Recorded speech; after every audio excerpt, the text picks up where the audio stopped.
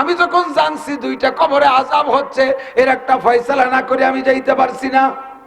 কাইফা আরাফতা ইয়া রাসূলুল্লাহ, সাহাবায়ে কেরাম বলেন কি করে বুঝলেন কবর তো বন্ধ, ওর মধ্যে আযাব হচ্ছে কিভাবে? হুজুর বলেন কাশাফাল্লাহু বাইনা ইয়াদাইয়া, আমার সামনে আল্লাহ পাক কবর দুইটাকে খুলে দিয়েছে, আমি দেখতেছি দুইজন মানুষ জাহান্নামের শাস্তি ওর মধ্যে উপভোগ করতেছে, চিল্লাইতেছে, কাঁদতেছে, সাপে কামড়াইতেছে, আগুনি পুড়াইতেছে, আমি দেখতেছি আর সামনে বাড়তে পারছি না। এবার সাহাবায়ে কেরাম বলে হুজুর যখন জানছেন দুইটা কবরে আযাব হচ্ছে, কার কি কারণে আযাব হচ্ছে এটা কি জানছেন? হুজুর বলে হ্যাঁ, তা আমাকে জানাই দেয়া হয়েছে। একজন, ওই দুইজনের মধ্যে একজন হলো এমসি বিন নমিমা, একজনের দোষ আছে, নামাজ কালাম সবই ঠিক মতো পড়তো, কিন্তু চগলখুরি স্বভাব ছিল। কি স্বভাব? চগলখুর বোঝেন তো? চগলখুরি নয় ছয় করে বেড়াইতো। চগলখুরির কারণে তার ইবাদতে তারে ঠেকাইতে পারে নাই, তাকে কবরে আযাব দেয়া হচ্ছে। দ্বিতীয় জনের দোষ কি? কয় দ্বিতীয় জন হলো লা ইয়াস্তানজি ওয়ানিল বাউল, ওই লোকটা সব ইবাদত বন্দেগি করতো, নামাজও পড়তো, কিন্তু পেশাব থেকে পরিচ্ছন্নতা অর্জন করতো না, পেশাবরে অবহেলা করতো। নিজের পেশাবের থেকেও না, গরু বাছুরের পেশাবের থেকেও না। ওই লোকটা পশু পালন করতো, লোকটার পশুতে পেশাব করছে, পাশে দাঁড়িয়ে আছে, সিটে লাগছে, সেই অবস্থায় সেই কাপড় নিয়ে নামাজ পড়ছে। আল্লাহ নবী বলেন মান হাফাজা আলা সালাওয়াত আকরামাহুল্লাহু বিখামসি খিসাল, হে আমার মা বোনরা লক্ষ্য করবেন, মান হাফাজা আলা সালাওয়াত, যে ব্যক্তি 5 ওয়াক্ত নামাজ ঠিক করে পড়ে, আল্লাহ তাআলা তাকে 5টি পুরস্কার দেয়। জানা আছে আপনাদের তবলিগ ওয়ালারা বেশি বয়ান করে, নামাজের বিনিময়ে কয় পুরস্কার?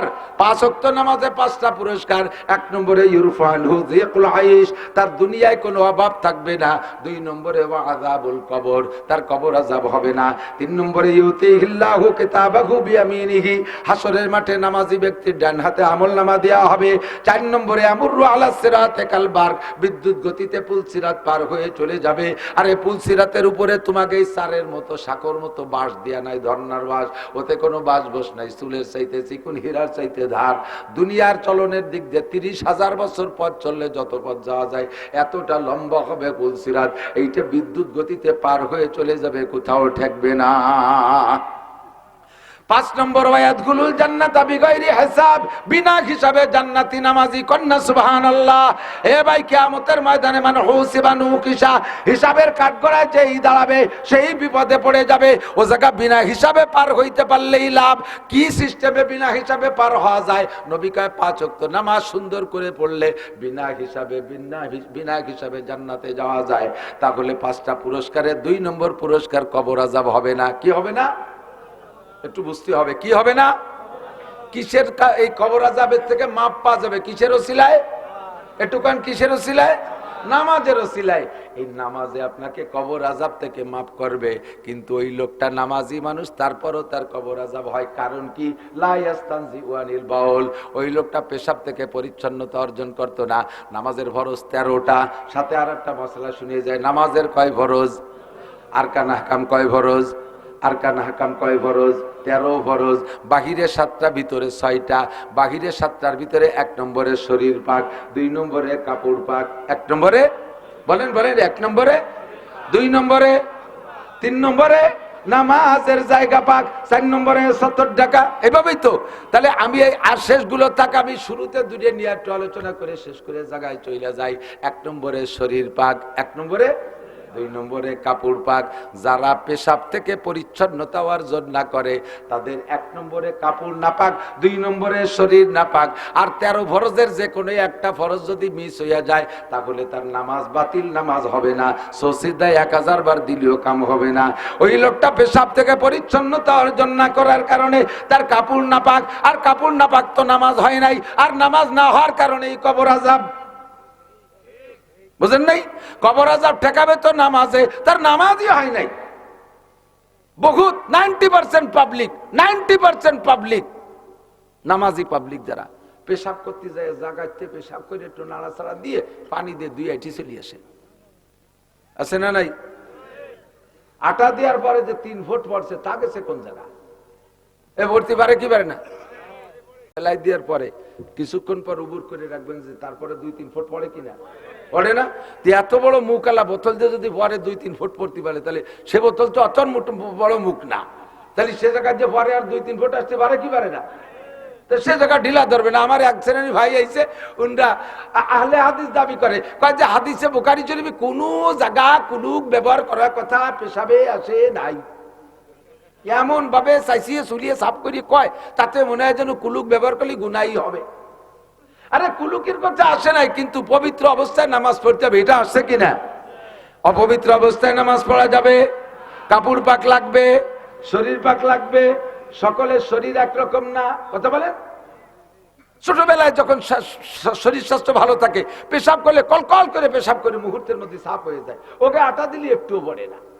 মানুষ যখন যত বড় হয় তখন তার ভিতরে কলকাবজা এলোমেলো হতে থাকে, তখন তার পেশাবের সমস্যা, ডায়াবেটিস হয়, ঘন পেশাব হয়, পেশাব করে উঠার সাথে সাথে আবার তলপেটে কামড় দেয়, দেয় কি দেয় না? বুড়োরা তখন দেখে, ঠিক না? বাঙালিকে শরীর আর সৌদি আরবে লাগে শরীর এক না। ও দেশে লাগে মশলা একরকম, আমাদের দেশের মশলা আর একরকম। ওরা খায় শুকনো শুকনো, ওরা কি খায়?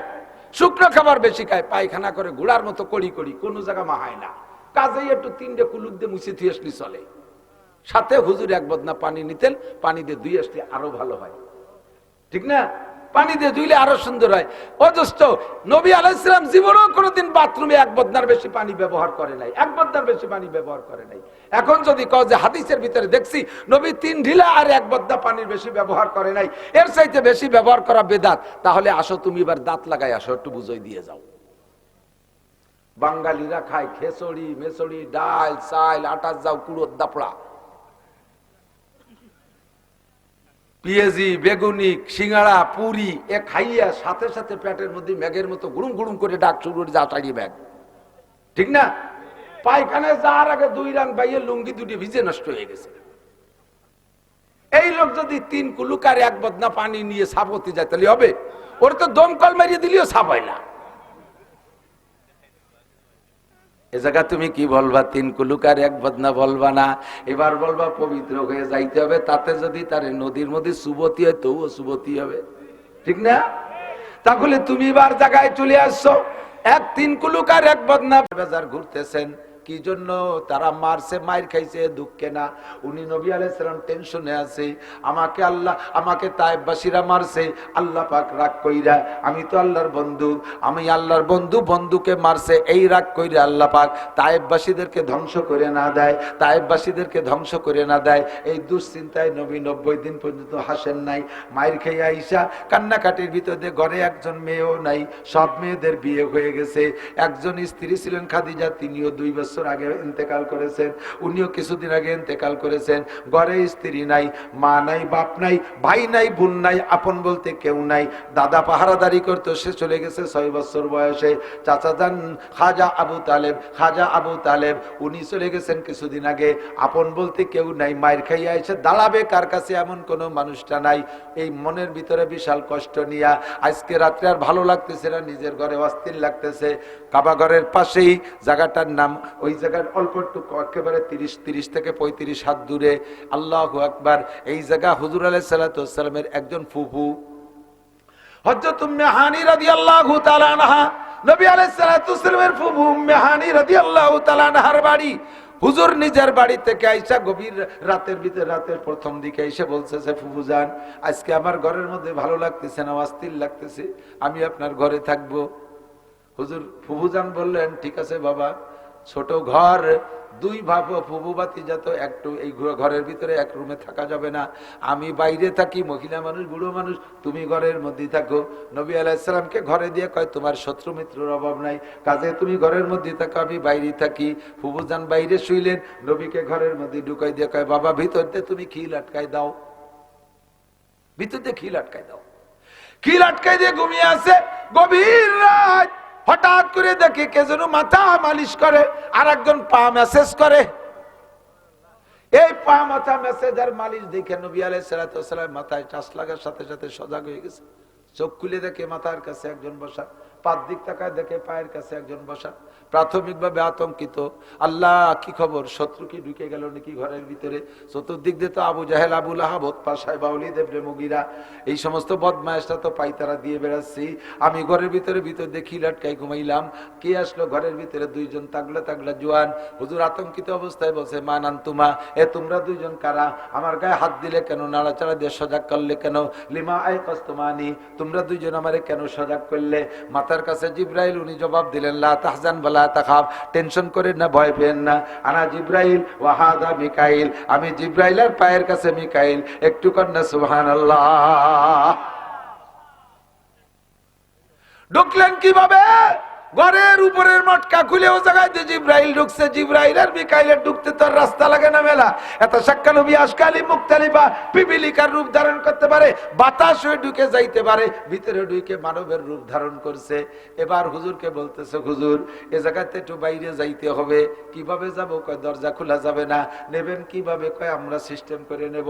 ঘরের মটকা খুলে হুজুরকে বের করে নিয়া আবার মটকা সেট করে দিয়া, দরজা তো ভিতরে দিয়াই রইছে, ওখান থেকে চলে গেছেন নিয়া কাবা ঘরে। হাজী সাহেব যারা গেছেন, কাবার পাশে একটা জায়গা আছে এরকম বেড়া দিয়া, আগে ওইটা ইব্রাহিম আলাইহিস সালামের সময় কাবার মধ্যে ছিল, পরবর্তীতে ওইটাকে কাবার বাইরে দিয়ে নাম রাখছে হাতিমে কাবা।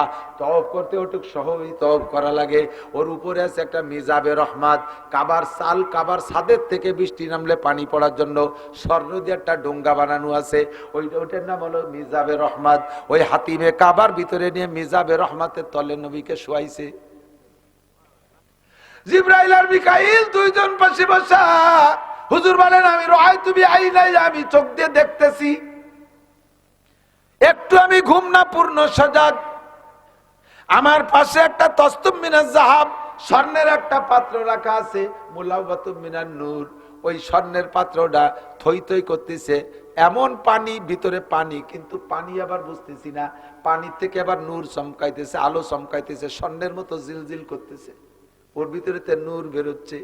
ইতিমধ্যে জিব্রাইল একটা চাকু দিয়া আমার হলকুমের মধ্যে ঢুকাই দিয়া এভাবে টাইনে ফাইরিয়া নাভি পর্যন্ত নিয়ে আসছে। আমি দেখতেছি কিন্তু ব্যথা পাচ্ছি না। বুকটারে টাইন দিয়ে খুলে বেইলা আমার বুকের ভিতরে থেকে হাড় আর লাশ বের করে ওই পেয়ালার মধ্যে রাখলেন। সুন্দর করে নাড়াচাড়া করতেছে, আমি দেখতেছি আমি মরি নাই। আমি বললাম, জিব্রাইল আমার এ জায়গা আনছো, আমার বুক ফাইজা বেলে আমার কলিজা বের করলে কিভাবে সারি দিবা? জিব্রাইল বলতেছেন, হুজুর আপনি জানেন না আজকে সামনে কি কি কিসসা রয়েছে। তারা রাব্বাকা লাইলাতা উসরিয়া বিকা আশারা মাররা বিগাইরি হিজাব বিরুয়ালাইন, অর্ধ রজনীতে আপনি আপনার রবকে আপনার চর্মচক্ষু দিয়ে 10 বার দেখবেন।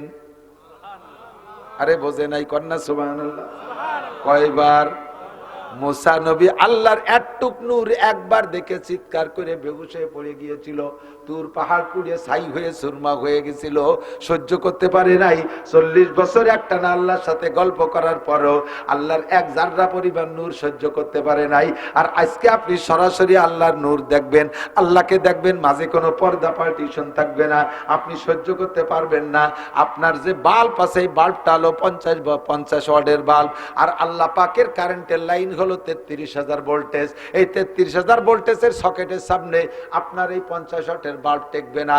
এই জন্য বাল্বটাকে পাওয়ার বাড়ানোর জন্য আল্লাহ পাক তার কুদরতি নুরানি পানি পাঠিয়ে দিয়েছে, আপনার হার্ট আর কলিজা ওর মধ্যে ভিজাইয়া আপনার হার্ট আর কলিজাকে আমরা পাওয়ারফুল বানাই। এই জন্য অপারেশন করছি।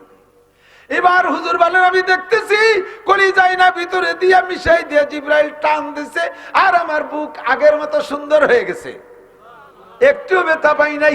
এবার আমি সুস্থ খুশ হয়ে গেছি। ইতিমধ্যে জিব্রাইল বলতেছেন, কুম ইয়া রাসূলুল্লাহ, হুজুর দাঁড়ান। দাঁড়াইছি, ইতিমধ্যে দেখি ডাইন পাশে একটা প্রাণী, তার সামনের দিকটা সুন্দরী রূপসী নারীর মতো, পা সাইডটা আবার ঘোড়ার মতো, ওদিকে 2টা হাত আছে মানুষের মতো, আবার পাখা আছে পাখির মতো, সব মিলে একটা কয়েক প্রকারের প্রাণী মিলে একটা প্রাণী।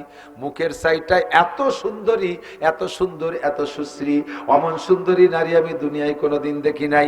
পিছনের সাইডটা এত সুন্দর ঘোড়ার মতো, অত সুন্দর ঘোড়া আমি কোনোদিন দেখি নাই। যেভাবে আমরা বড় বিবরণ দেই, আর্টিস্টরা সেই বিবরণের পর বুরাকুন নবিয়াকে ক্যালেন্ডারে বানায়, ওই ক্যালেন্ডারটা আবার অনেকে মহব্বতের সাথে ঘরে নিয়ে ঝুলোয়, এক নজর দেখে আল্লাহ নবী এই বুড়াকে চলিয়ে জান্নাতে গেছিল। ওই বুরাক ঘরে থাকা অবস্থায়, ওই ক্যালেন্ডার ঘরে থাকা অবস্থায় আপনার ঘরের মধ্যে রহমতের ফেরেশতা ঢুকবে না। ওই বুরাক নবীর ছবি ঘরে থাকা অবস্থায় আপনার ঘরে রহমতের ফেরেশতা ঢুকবে না। আপনার মরণ হবে তো আযাবের ফেরেশতা জানটা নিয়ে যাবে। ওই বুরাক নবীর ছবিও ঘরে রাখা যাবে না। তাহলে নেতার ছবি তো অবশ্যই রাখা যাবে, পীরের ছবি তো রাখাই যাবে। আব্বা বুড়ো হয়ে গেছে, চশমা টশমা পাই দিয়ে সুন্দর করে পাগড়ি বাঁধিয়ে আব্বারে ডাটের সাটের করে বসা একটা ছবি করে বান্ধায় রাখলে তাহলে তো রহমতের ফেরেশতা আসবেই। গোষ্ঠী শুধু মায়ের খাবা জোড়া বাইর, কিন্তু সাবধান, কাজেই এই সমস্ত ছবি ঘরে রাখা যাবে। এইটা কি মাসমুহু ইয়া জিবরাইল, এর নাম কি? এই প্রাণীর নাম কি? ইসমুহু বুরাক, এর নাম বুরাক। কাইফা মুরুরুহু, কত জোরে চলে? মুরুরুহু কালবার্ক, এর গতি হলো বিদ্যুতের মতো, সেকেন্ডে 1,86,000 মাইল যায়। 1,86,000 মাইল যায় এক সেকেন্ডে। তো ইরকাবালা হাজা, এরপর ওঠেন। হুজুর উঠবেন, ইতিমধ্যে হুজুর আগে বলছে জিবরাইল না উঠবো না। কেন উঠবেন না? আল্লাহ পাঠাইছে, ওঠেন, ডিউটি জাতি হবে। কয় না তুমি কও, আমি এই একা একা সুযোগ পেয়ে বুরাকে উঠতেছি, আমার উম্মতের জন্য কি বুরাকের ব্যবস্থা হবে? আমাদের নেতারা যদি সুযোগ পায় তাহলে কি আমাদের কথা একটুও ভাবে? সুযোগ পালি মোটা অঙ্কে নিয়ে সারি একদিন সেরিয়ে চলে যান। সুবহানাল্লাহ। হুজুর আমার উম্মতের বুরাক। জিবরাইলকে হুজুর আপনার সুন্নতের পর যে উম্মত চলবে প্রত্যেকের জন্য জান্নাতে এরকম একটা বুরাক আমি বান্দা দেখে আসছি। ওঠেন। হুজুর এবার উঠবে, বুরাক একটু সৌখী করতেছে, একটু নাড়াচাড়া করতেছে। জিবরিল বুরাককে ধমক, হায় বুরাক আতারিফু মান হাযা যায়েব, এই মেহমানকে চেনো তুমি? এভাবে তুমি উশৃঙ্খলা করতেছ, ইনি কে জানো? বুরাকে কয় যে আপনি বেশি চেনেন এটা ঠিক, তবে আমি আপনার চেয়ে কম চিনি না। আপনি বহুবার এনার কাছে আসা যা করছেন, চেনেন বেশি ঠিক, কিন্তু আমিও কম চিনি না। আমি জান্নাত থেকে বেরিয়ে আসার সময় জান্নাতের উপরে দেখি লা ইলাহা ইল্লাল্লাহ মুহাম্মাদুর রাসূলুল্লাহ। আমি 7টা আসমান পার হয়েছি, প্রত্যেক আসমানের গেটে দেখি লা ইলাহা ইল্লাল্লাহ মুহাম্মাদুর রাসূলুল্লাহ। আমি বাইতুল মামুর পার হইছি, ওর গেটে লিখি লা ইলাহা ইল্লাল্লাহ মুহাম্মাদুর রাসূলুল্লাহ। সিদরাতুল মুনতাহা সাইরে আসি, ওর গলায় জুলুর দেখি একটা সাইনবোর্ড, তাতে লেখা লা ইলাহা ইল্লাল্লাহ মুহাম্মাদুর রাসূলুল্লাহ। আপনি আমার চেয়ে বেশি চেনেন, তবে আমি আপনার চাইতে কম চিনি না।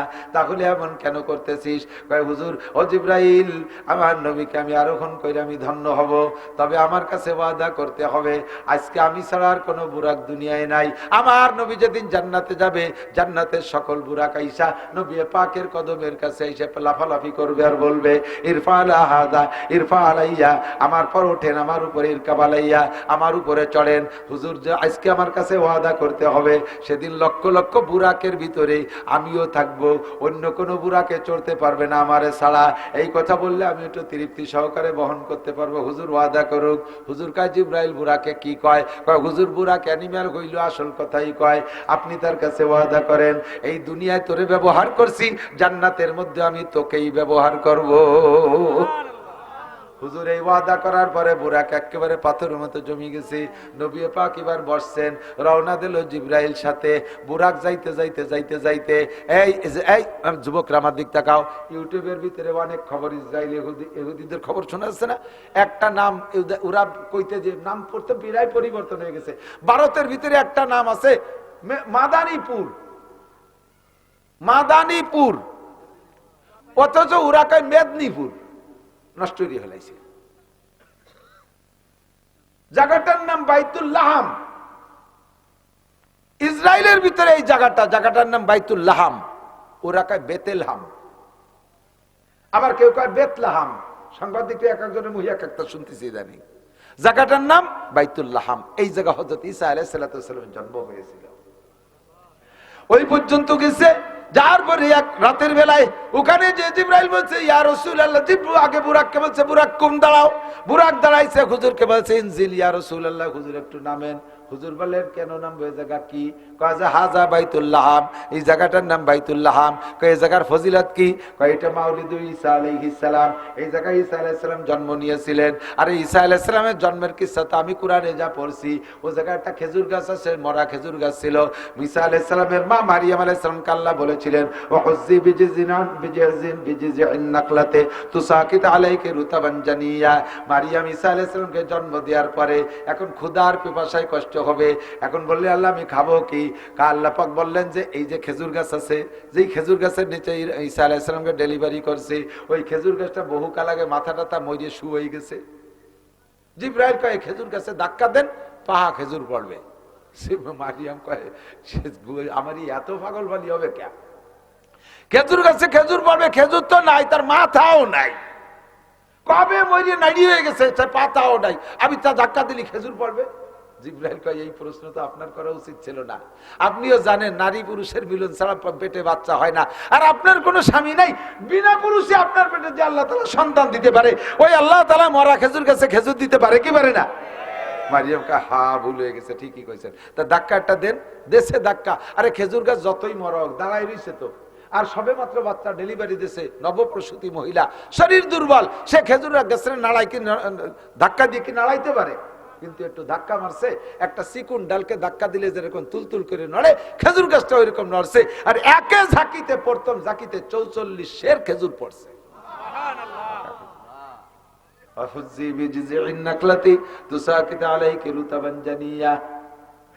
আর পানি পান করবে কোন জায়গায়?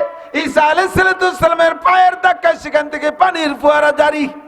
নবী পাককে জিবরাইল আলাইহিস সালাম নিয়ে ওই জায়গা দেখায় সেই খেজুর গাছ দেখাইলেন, আর মা ঈসা আলাইহিস সালামের সেই পায়ের ধাক্কায় বের হওয়া পানি হুজুরকে বললেন ইশরাবহা মিন হাদা আর ওয়াকুল মিন হাযা, খেজুর গাছ থেকে খেজুর খান, পড়বে খেজুর, খেজুর পাড়িয়ে দিয়েছে, খেজুর খাইছে আর পানি পান করছে। এবার কাসাল্লি রাকাতাইন, 2 রাকাত নামাজ পড়েন শুকরানা। এই সফরটার নাম হলো শিক্ষা সফর। আপনাকে আল্লাহ পাক ইলম শিক্ষা দেওয়ার জন্য বের করছে, এগুলো আর কেউ জানবে না, আপাতত পর্যন্ত আমি জানবো আর আপনি জানবেন, আর কেউ জানবেন না। ওখানে 2 রাকাত নামাজ পড়ছেন, সামনের দিকে চলে গেছেন, যাইতে যাইতে আরো বহুত ঘটনা রাস্তায় দেখছেন। লাস্টে যে বাইতুল মুকাদ্দাসের কাছে গেছি, বাইতুল মুকাদ্দাসের কাছে গেছি, বাইতুল মুকাদ্দাসের কাছে যাইয়া নবী পাককে মসজিদের মধ্যে ঢুকাই দিয়েছে। এই যুবক, আমার নবী কাবা ঘরের ভিতরে ঢুকে নামাজ পড়ায় নাই, কাবা ঘরের বাইরে দাঁড়ায় কাবার সামনে করে নামাজ পড়াইছেন, মসজিদে নববীতে দাঁড়ায় কাবার দিক ফিরে নামাজ পড়েছেন, বিশ্বের যেখানে গেছে কাবার দিক ফিরে নামাজ পড়ছেন, কিন্তু কাবার ভিতরে দাঁড়ায় নামাজ পড়ার নাই কখনো। এমনি একা একা নামাজ পড়ছে, কাবার ভিতরে দাঁড়াইয়া ইমামতি করেন নাই। আর বাইতুল মুকাদ্দাসে যাইয়া তার মেহরাবের মধ্যে দাঁড়াইয়া কাবার দিক ফিরে ইমামতি করে নামাজ পড়াইছেন। আমার নবী বাইতুল মুকাদ্দাসের ইমাম। ওই বাইতুল মুকাদ্দাস দখল করে নেছে, বাইতুল মুকাদ্দাস দখল করে নেছে জেরুজালেম, ইসরায়েলি ইহুদিরা। এখন যদি বাংলাদেশ সরকার আমাদের জন্য ইসরায়েল আর ফিলিস্তিন গাজায় যাওয়ার অনুমতি দেয়, সকলে যাওয়ার জন্য প্রস্তুত? প্রস্তুত? নারায়ে তাকবীর! বিশ্বের মুসলিম এক হও, জিহাদ করো। বুড়ো বাবারা হাত উঁচু করতেছেন না, হাত দুহেন কাজে লাগিয়ে গেলি যদি লাগিয়ে যায় না, আপনি জাতি পারবেন না, এর মধ্যে 100% গ্যারান্টি আছে। এই সমর্থনের বদৌলতে আল্লাহ তাআলা গাজার মুজাহিদদের সাথে, বদরি সৈনিকদের সাথে জান্নাতে দিয়ে দিতে পারে। কারা কারা প্রস্তুত? প্রস্তুত? বক্সিনের সাথে হাতে পাবে না, বক্সিন এভাবে বক্সিন পাকানো শেখো, দেয়া যায় বক্সিন পাকাইছে, এরকম ঘুষি দিলি বুড়ো আঙ্গুল উল্টো দিক ভেঙে দিবে না। বক্সিন এরকম খুব টাইট ওই নেই, এই যে হেনে দিছে এবার বক্সিনও দিতে দিচ্ছে ভাইরা, ওই কিলি নাক ভাঙে নাকি? নারায়ে তাকবীর! বিশ্বের মুসলিম আরে একই শুয়ে থাকলে কাজ হবে নাকি? এক হও, জিহাদ করো। বিশ্বের মুসলিম এক হও, জিহাদ করো। ইহুদিদের আস্তানা বাংলা থেকে ভেঙে দাও। আমরা তো বাংলাদেশে আছি। ইহুদিদের আস্তানা, নাসারাদের আস্তানা বাংলা থেকে ভেঙে দাও। নাসারাদের আস্তানা, খ্রিস্টানদের আস্তানা, কাদিয়ানীদের আস্তানা, ভেঙ্গে দাও, গুড়িয়ে দাও। নারায়ে তাকবীর। নবী পাককে ওখানে নিয়ে বাইতুল মুকাদ্দাসের মধ্যে ঢুকাই দিয়েছে। জিব্রাইল পিছন দিয়ে রয়ে গেছে। জিব্রাইলকে হুজুর, জিব্রাইল তুমি কোন যা যাও? হুজুর বুড়া একটা বান্ধে দিয়েছে। আরে সব জায়গা শিক্ষা সফর, খালি শিখবা। কুয়ো কাটা শিক্ষা সফরে যে কি শিয়াস আমি জন্মের জানা জানি, কলাম না ভালো ইয়া। আকাবের সফর বাদ দাও, কক্সবাজার কুয়াকাটা শিক্ষার কিচ্ছু নেই। একটা স্কুল, কলেজ, ইউনিভার্সিটি, মসজিদ, মাদ্রাসা নাই, শিক্ষাঙ্গ নাই। ও জায়গায় যাও আকাম শিখতে। এই সফরের নাম শিক্ষা সফর। বর্তমান পৃথিবীতে সবচাইতে অন্যতম শিক্ষা সফর দাওয়াত ও তবলিগের সফর। কথা কয় না? তবলিগের সফর শিক্ষা সফর, ঠিক না? হাঁটার সময় হাঁটা শিখায়, চলা শিখায়, কথা বলা শিখায়, সালাম দিয়া শিখায়, ঢিলা কুলুক শিখায়, লুকমা মুখে দিবা কিভাবে তা শিখায়, শুইতে হবে বিছানায় কিভাবে তা শিখায়। সবকিছু শিখায় কি শিখায় না? চলতে উঠতে বসতে সব কিছুতে শিখায়। খানা খাবা কিভাবে, দস্তার খানা বিছাবা কিভাবে, প্রত্যেকটা খানার ভিতরে শিক্ষা আছে। এই বিশ্ব ইস্তেমা কয় বছর আগে, প্রায় 20-25 বছর আগে বিশ্ব ইস্তেমার পাশ দিয়ে মোটর সাইকেল চালায় যায় আমি আর মজিবার দারোগা। বলমারির মজিবার দারোগা আমার সাথে মোটর সাইকেল চালাতো, যারা জানেন মনে আছে নাকি? আমি তার জন্য একটু দোয়া চাই, আল্লাহ তাআলা তারে জান্নাতি করে দিক। 3 শনিবার, এই গত শনিবারে, আগের শনিবারে আল্লাহর বান্দা মারা গেছে। আমার বড় মহব্বতের মানুষ, আমার 8টা বছর মোটর সাইকেলে নিয়ে ঘুরছে। দুইজনে বিশ্ব ইস্তেমার মাঠের পাশ দিয়ে যে ওই যে রাস্তা, ওই রাস্তা দিয়ে যেছে কামারপাড়ার ওই রাস্তা দিয়ে।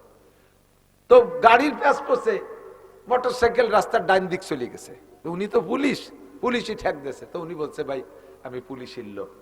তো বলছে আপনি পুলিশের লোক না, হুজুর এরকম আপনি রুট চেনেন না, বাংলাদেশে রাস্তা তো বাম পাশতে চলতে, আপনি ডাইন পাশতে, সেটা ঝামেলা বাধা দিয়েছে। বাম পাশতে চলবেন, বামে চলবেন, ঠিক আছে চলবেন, আর উল্টো পাল্টা হবে না। 15-20 দিন পরে বিশ্ব ইস্তেমা। আমি তো ওই পুলিশের সাথে কথা কওয়ার কারণে উনাকে চিনে ফেলাইছি। 20 দিন পরে বিশ্ব ইস্তেমায় গেছি, দেই যে বিশ্ব ইস্তেমার রাস্তায় ওই পুলিশ ডিউটি করতেছে। এবার সেই পুলিশই কয় ভাই ডানি ডানি চলি, জিকির ফিকিরে চলি, ডানি ডানি চলি, জিকির ফিকিরে চলি। আমি কই যে সেদিন দি কলি বামে বামে চলি, রুট মাইনে চলি, বামে বামে চলি, রুট মাইনে চলি, আজকে কয় ডানি ডানি চলি, জিকির ফিকিরে চলি। ও জায়গা গেলি পুলিশেরও ভাষা পাল্টে যায়, ঠিক না? ডাইনি চলা সুন্নাত ও জায়গা যে শেখা যায়, যাইকে যায় না। ইসার শেখা যায়, পায়খানা আছে আপনার, আর একজনের চেহারা গোলায় গেছে, আপনি সিরিয়াল পেয়ে কয় না আপনি যান, আপনি যান, আপনি যান। কুরবানি করা, একে অপরকে সাহায্য করা শেখা যায়, ঠিক না? আমার নবী সেই শিক্ষা সফরে যাচ্ছে বাইতুল মুকাদ্দাসে। হুজুর ভিতরে ঢুকছেন, জিব্রাইল পিছনে। হুজুর কয় জিব্রাইল তুমি থেকে গেলে কেন? কয় যে হুজুর আসতেছে, একটু কাজ আছে। কি কাজ? কয় বুরাকটারে বান্ধি তুই আসি। হুজুর কয় কি মানে? এই বুরাক বান্ধা লাগবে? ওদি আমার কত মহব্বতের সাথে উঠেছে, ওকে চলে যাবে নাকি? কয় না চলে যাবে না, সফরই শিক্ষা সফর। আপনার শিখাই, আপনার উম্মতকে এই কথা শুনাই দেবেন। নামাজ পড়তে মসজিদে ঢুকবে, মোটর সাইকেল খানটা যেন বাইরে গাল লক করে থুয়ে যায়। নামাজ পড়তে বাইরে ঘরে ঢুকবে, মসজিদে ঢুকবে, বাইরে সাইকেলটা যেন লক করে থুয়ে যায়, নইলে পাততল দেশে সাইকেলের দিক তাকায় থাকবে না, সিজদার মধ্যে, রুকুর মধ্যে, নামাজ নষ্ট হবে। বুরাকরে বান্ধে তুই এসে কিসের সাথে বানবে? একটা উঁচু পাথর, জিব্রাইল আঙ্গুল দিয়ে খোঁচা, এই মুখস্থ রাখো, সব কথা কিতাবে পাবা না। জিব্রাইল আঙ্গুল দিয়ে খোঁচা দিচ্ছে পাথরের গায়ে, এবার ওবার ফুটো হয়ে গেছে। আর সেই জায়গায় দিয়ে রশি ভরিয়ে দিয়ে বান্ধে তুইছে। হয়তো তোমার রাদিয়াল্লাহু তাআলা খিলাফত কালে উনি কয় আমি গেছি, আমি বাইতুল মুকাদ্দাসে যাইয়ে সেই পাথরটা খুঁজছি, সেই ফুটো খুঁজছি, আমি পাইছি সেই পাথর আর সেই ছিদ্র আমি পাইছি জিব্রাইলের আঙ্গুলের। পরবর্তীতে ইহুদিরা সব রদ বদল করে ফেলেছে, নষ্ট করে ফেলেছে। ভিতরে ঢুকাইয়া নবী পাককে সামনে দাঁড় করে দিয়ে পিছনে 2.5 থেকে 3 লক্ষ নবী রাসূলের রূহ হুবহু বডি মানুষ বানাইয়া আর কোটি কোটি ফেরেশতাকে দাঁড় করাই দিয়া বলেন হুজুর সাল্লি রাকাতাইন, আপনি ইমামতি করে সকলকে নিয়ে 2 রাকাত নামাজ পড়েন। এই 2 রাকাত নামাজ ফজরের নামাজও না, এই 2 রাকাত অন্য কোনো ওক্তীয় নামাজ না, এমনি 2 রাকাত নামাজ পড়ছেন নবীকে সমস্ত নবী রাসূল এবং ফেরেশতাদের ইমাম সাব্যস্ত করার জন্য। আমার নবী আপনার নবী ইমামুল মুরসালিন, ইমামুল মালাকুত, নবী ও রাসূলদের ইমাম, ফেরেশতাদের ইমাম। আমার নবীর চাইতে বড় নবী আর দুনিয়ায় হতে পারে না। কাজ শেষ, এরপরে রওনা দিল। এ বলতে গেলে বছরের পর বছর লাগে, মাসের পর মাস লাগে। মাথায় মাথায় মারিয়ে দিয়ে আমি জায়গা মতো চলে যাই, তাড়াতাড়ি শেষ করে দেবো, আর বেশিক্ষণ বাড়া যাবে না। কষ্ট হয়ে যাচ্ছে না আপনাদের? তা তো বুঝি, পাম্পট্টি দিয়ে আমার বসায় রাখতে চাচ্ছে। পুরে চালাকের চালাক। গরম আছে কি শালসা?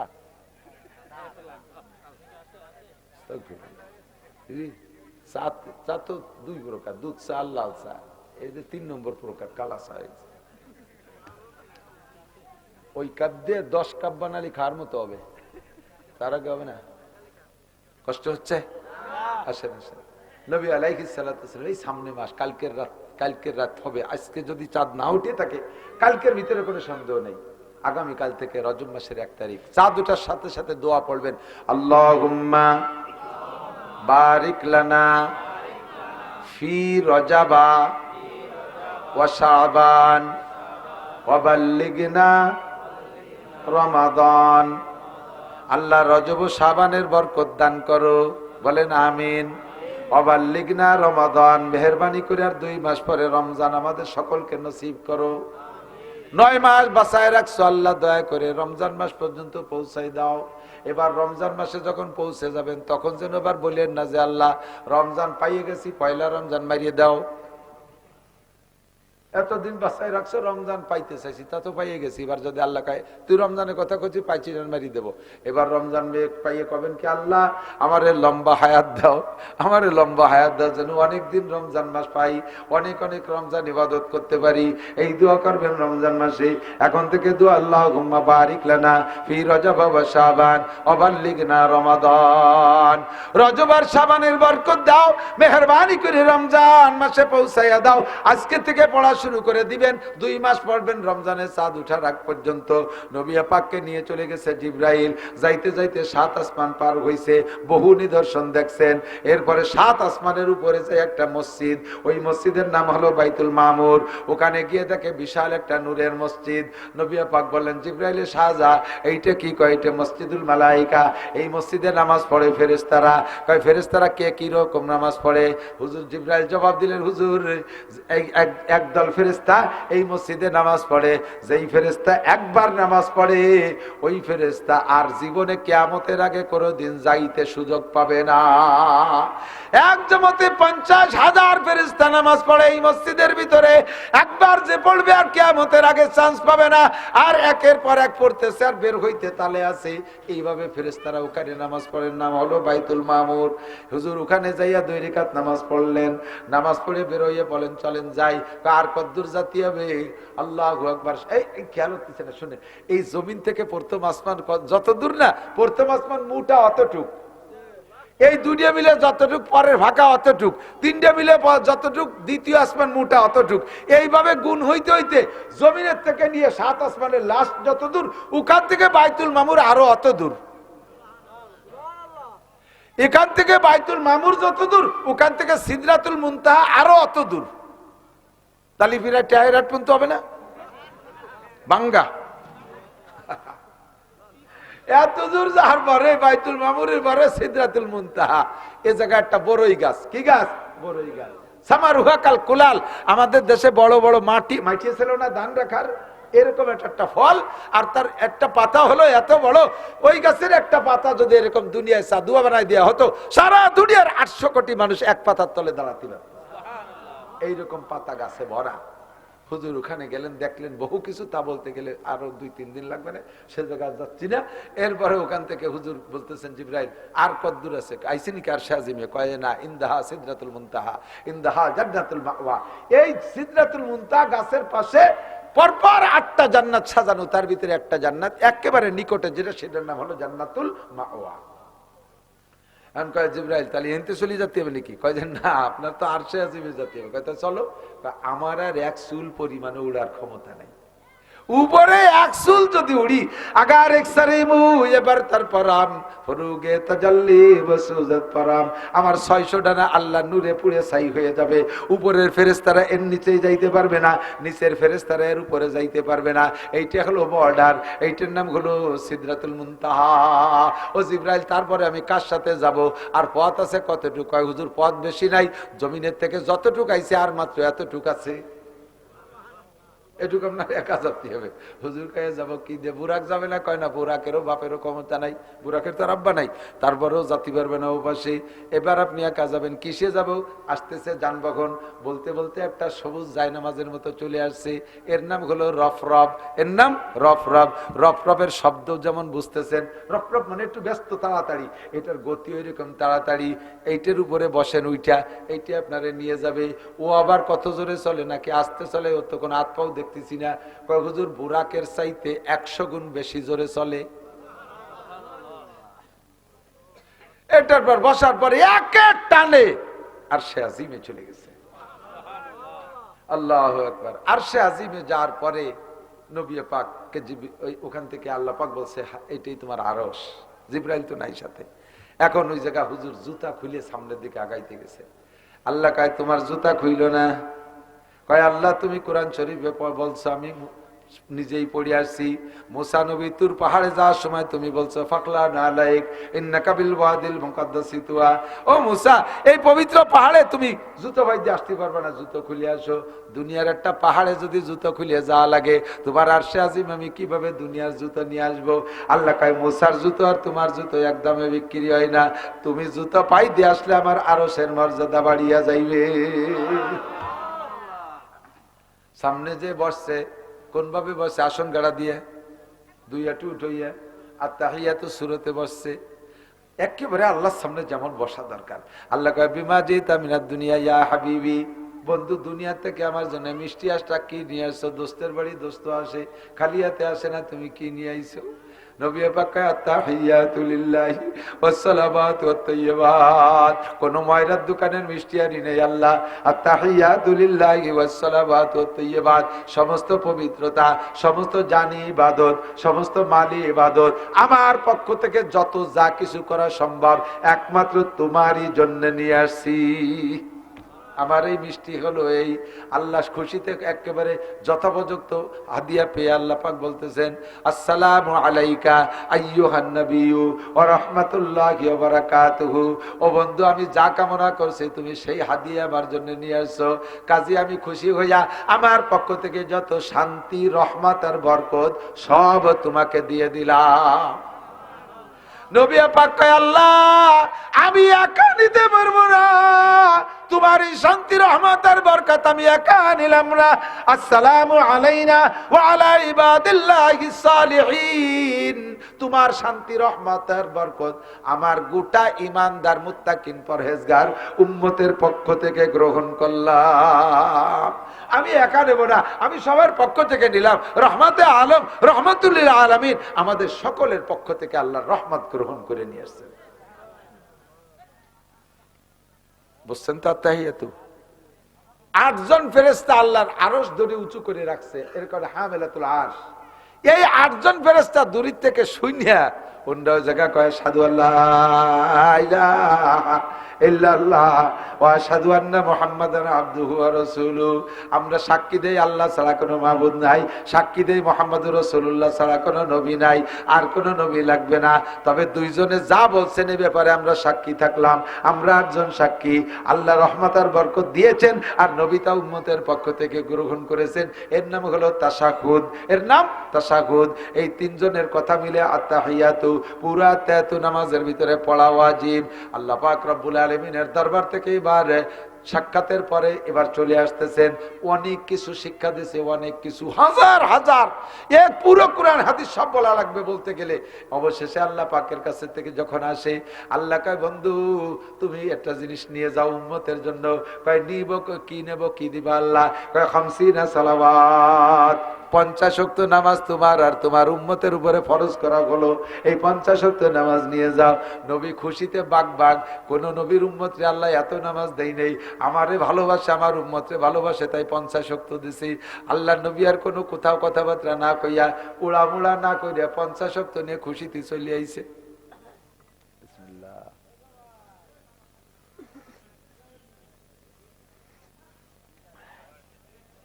ওয়াজ না শুনে কিরা জামাই দিয়ে আস্তে আস্তে চতুর্থ আসমানে হযরত মুসা আলাইহিস সালাতু ওয়াস সালাম,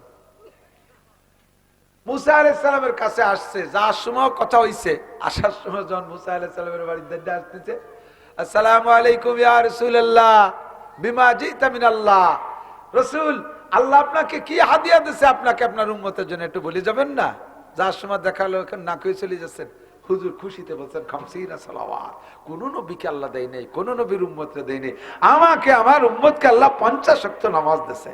হযরত মুসা আলাইহিস সালাম কয় দোস্ত দাঁড়াও, কথা আছে। আমার উম্মতের উপরে নামাজ ছিল মাত্র 3 ওয়াক্ত। শক্তিশালী উম্মত তাই পড়ে নাই। আর তোমার উম্মত ওই এই বুড়ো 5-6 বছরে পোলাপানে সোহের পাওয়ার শেষ, 7-8 বছরে পোলাপানে চুল পাইয়ে সাদা হয়ে যাচ্ছে, ঠিক না? এই যে লিমন, ও তো কালকের বুলাওরে একটা বাচ্চা হয়েছে, চুল পাইয়ে সব সাদা হয়ে গেছে। তোমার উম্মত দুর্বল উম্মত, 50 ওয়াক্ত পড়তে পারবে না। 24 ঘন্টা যদি 50 ওয়াক্ত পড়া লাগে, তাহলে ঘন্টায় 2 ওয়াক্তের বেশি না? তাহলে কি আর কাম কাজ চলে? কোন তাড়াতাড়ি ফিরে যাও, দাঁড়ে দাঁড়ে থাকতে যাও, বেশি নিচে চলে গেলে আর আসতে পারবে না রে, যাই কমায় আসো। আবার গেছে সত্য, আল্লাহর সিস্টেম চলে গেছে। লিমা জি তাহবিবি, কেন আসছেন আবার? কয় যে আল্লাহ আমার উম্মত তো দুর্বল, তাদের নামাজ একটু কমানো যায় নাকি? আল্লাহ হ্যাঁ অবশ্যই অপশন খোলা আছে, 5 ওয়াক্ত মাইনাস 45 ওয়াক্ত। খুশিতে চলে আইছে। আবার মুসা নবীর কাছে আসে, কয়েক তো কমছে, কয় 5। কয় ফিরিয়ে যাও, পারবে না নে, কমাও। আবার গেছে, আবার কইলে আবার 5, এভাবে 9 বার গেছে। কয়েক তো কমছে, 5 নং 45 আছে 5, আবার আসছে। মুসা আলাইহিস সালাম আবার কয় যে ভাই ভালোই কমছে, পিরাই তো শেষ, তবে আর একবার যাই, একটু আর একটু কমান যায় নাকি তাই দেখো। হুজুর কার নামে আর যাবো না, একবারে গেলি 5 ওয়াক্ত করে রাখতেছে, এবার আছে 5, তাহলে সিস্টেম অনুযায়ী এবারে তো 5 রাখবে না, পরে আমার খালি এতে বাড়ি জাতি হয় না, এই 5ই নিয়ে যাই, উম্মত পড়ে পড়ুক, না পড়ে না পড়ুক, আমি তো পড়ি, আমি যে 5 ওয়াক্ত পড়বো, আমি এর থেকে কমাতে পারবো না।